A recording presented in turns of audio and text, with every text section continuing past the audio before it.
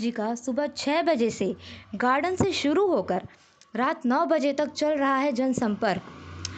रायपुर दक्षिण विधानसभा से कांग्रेस ने बृजमोहन अग्रवाल के खिलाफ कई तरह के दांव खेलकर देख लिए हैं। पिछले चुनाव में अग्रवाल के खिलाफ अग्रवाल को भी मैदान में उतार कर देखा। इसका फायदा ये हुआ कि बृजमोहन की जीत का जो अंतर है वो काफ़ी कम हो गया है। अब कांग्रेस ने इस बार नया दांव खेलते हुए दुधाधारी मठ के महंत को मैदान में उतारा है।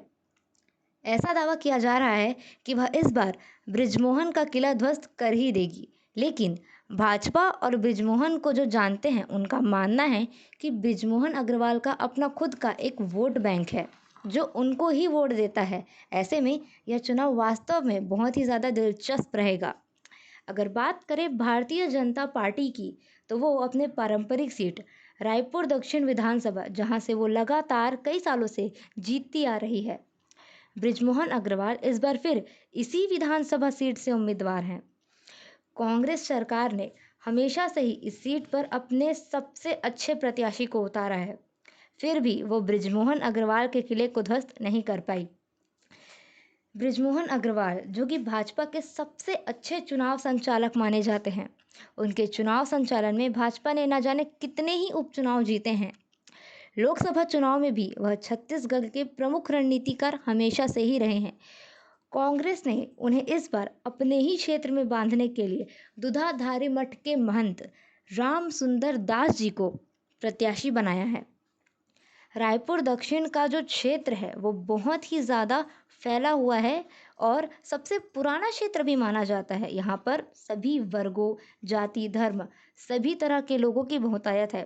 अगर बात करें 2018 के चुनाव की तो तब कांग्रेस ने कन्हैया अग्रवाल को उम्मीदवार बनाया था और कांग्रेस की लहर भी उस समय चुनाव में देखने को मिल रही थी। इसके बाद भी बृजमोहन अग्रवाल अपने किले को बचाने में हमेशा की तरह सफल रहे।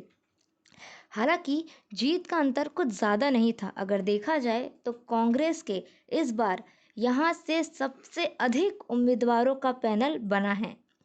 महापौर सभापति एवं कांग्रेस के संगठन से जुड़े हुए कई लोगों के नाम पैनल में थे, लेकिन कांग्रेस ने यहाँ से बहुत ज़्यादा सोच समझकर और अपनी रणनीति के आधार पर महंत जी को टिकट दिया। महंत जी का इस क्षेत्र में बहुत ही अच्छा प्रभाव है। खासकर अगर देखा जाए तो इस क्षेत्र में महंत जी को सभी तरह के लोग जो हैं, हर तरह के संप्रदाय का समर्थन हमेशा से ही मिलता रहा है। महंत जी की सबसे खास बात यह है कि वह किसी भी तरह के व्यक्ति को खुद से बहुत ही जल्दी कनेक्ट कर लेते हैं और इन्हीं सब बातों को देखते हुए कांग्रेस ने उन्हें अपना उम्मीदवार बनाया है। और कांग्रेस को यह भी पता था कि अगर वो महंत जी को अपना उम्मीदवार बनाती है तो बाकी उम्मीदवार उनका विरोध नहीं कर पाएंगे। कहीं ना कहीं वह अपने संगठन को भी यह बात बताना चाहती थी कि इस चुनाव में केवल उसी को उम्मीदवार बनाया जाएगा जिसमें जीतने की संभावना सबसे ज़्यादा होगी। कांग्रेस पार्टी ने कभी भी हारने के बाद किसी भी प्रत्याशी को दोबारा मौका नहीं दिया है। इस क्षेत्र से वो हमेशा अपने उम्मीदवार को बदलती ही रही है और इस बात का नुकसान भी उसे उठाना पड़ा है, क्योंकि पिछले चुनाव में हारा हुआ जो उम्मीदवार होता है वो अगले चुनाव में टिकट मिलने की आस लेकर उस क्षेत्र में काम करता है और टिकट फिर किसी अन्य व्यक्ति को मिल जाती है। तो जिस व्यक्ति को टिकट मिलती है वो कहीं ना कहीं उस क्षेत्र के लिए नया व्यक्ति ही होता है।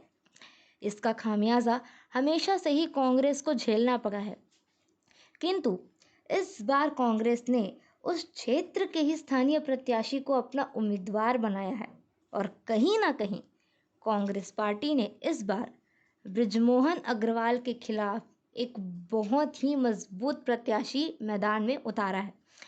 अगर कांग्रेस पार्टी का संगठन और स्थानीय नेता मिलकर एक साथ अच्छे से काम करते हैं तो इस चुनाव में बृजमोहन अग्रवाल का किला ध्वस्त किया जा सकता है। ऐसी चर्चा इस क्षेत्र के जानकारों के बीच है। मैं हूँ स्वास्तिका और आप देख रहे हैं भारत का आईना यूट्यूब चैनल। अगर आप नए हैं तो चैनल को सब्सक्राइब करें, वीडियो को लाइक करें।